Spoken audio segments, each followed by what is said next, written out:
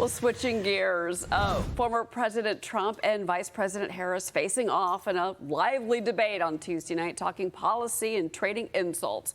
The moderators only seeming to fact check Donald Trump. Watch. There is no state in this country where it is legal to kill a baby after it's born. President Trump, as you know, the FBI says overall violent crime is actually coming down in this country. But the question was about you as president, not about former Speaker Pelosi. I did watch all of these pieces of video. I didn't detect the sarcasm, lost by a whisker. Vice President Harris, he says you hate Israel. You did bring up something. You said she went to negotiate with Vladimir Putin. Vice President Harris, have you ever met Vladimir Putin? So just a yes or no, you still do not have a plan. Joining me now is former Bush senior advisor and Fox News contributor Karl Rove. Karl, good morning. And you wrote an op-ed, which this morning is still the most read op-ed piece on the Wall Street Journal's website, titled "A Catastrophic Debate for Trump," which reads in part, as is frequently the case with Mr. Trump, he let his emotions get the better of him and did a terrible job at his most important task, tying her to President Biden's failed policies. There's no putting lipstick on this pig. Mr. Trump was crushed by a woman he previously dismissed as dumb as a rock, which raises the question, what does that make him? So can you expand on this? Again, it's still #1 on the website this morning, Karl.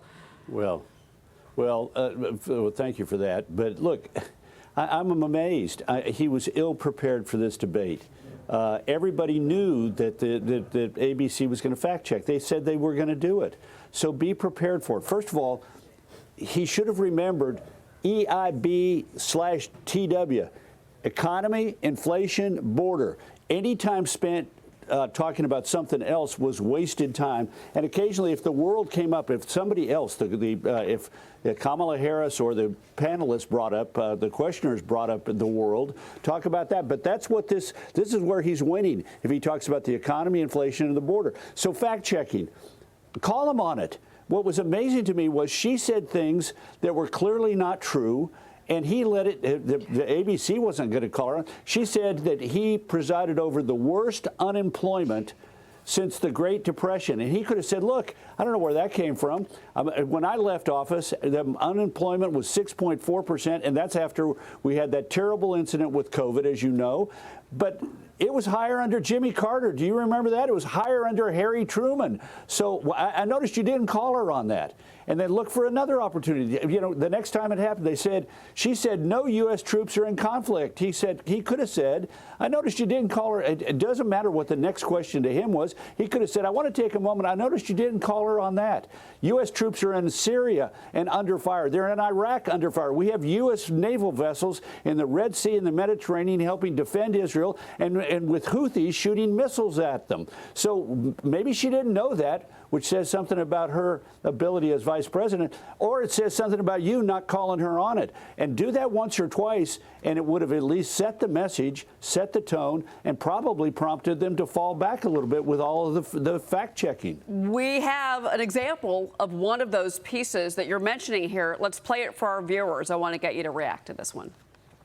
Is a detailed and dangerous plan called Project 2025 that the former president intends on implementing. Couples who pray and dream of having a family are being denied IVF treatments.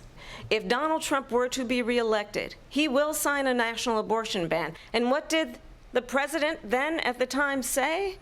There were fine people on each side. On that day, 140 law enforcement officers were injured, and some died. Donald Trump, the candidate, has said in this election there will be a bloodbath if this and the outcome of this election is not to his liking.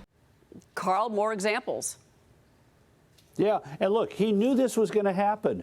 So, Matt Gaetz, Tulsi Gabbard, Laura Loomer. Why didn't somebody in that room say, Mr. President, it's ABC, they're going to be fact-checking, and you can count on the dominant media fact-checking you more than her, so let us arm you with a technique and look for the opportunity. And maybe they did. Maybe he didn't do it. But I'm going to tell you, that was only one of the two major shortcomings. I think the other major shortcoming was they knew she was going to provoke him. First of all, remember, any time spent on talking anything other than the economy, inflation, the border, and if somebody else brings it up, the world, is wasted time. So they knew he was going to be provoked. They knew that she was going to find some way, and she did it effectively, and he bit every time.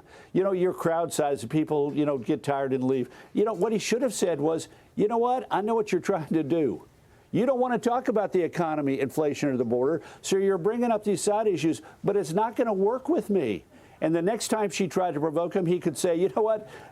Nice try, not going to work. I'm going to stay focused on the things the American people care about. You keep trying those childish debate tactics, and that's fine by me.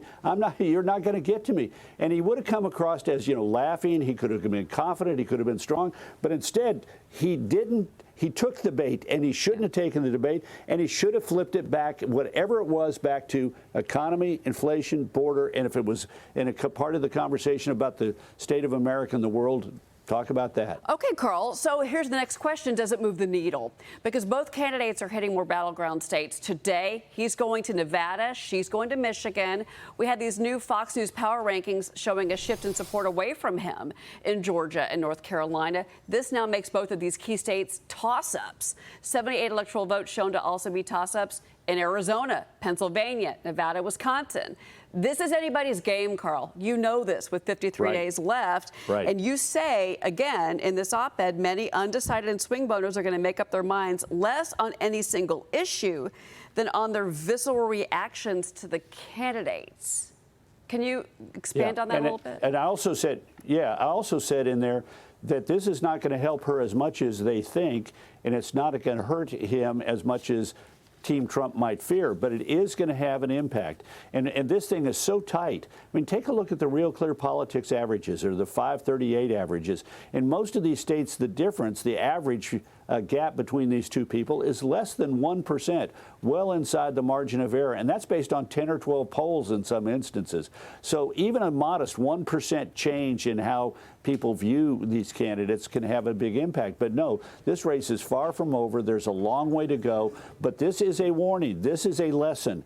The former president blew the opportunity he had to begin to move her off the front stage and win on the issues of, again, I hate to sound like a broken record, the economy, inflation, and the border. When we're talking about those things, he's winning. When we're talking about abortion or anything else, she's winning.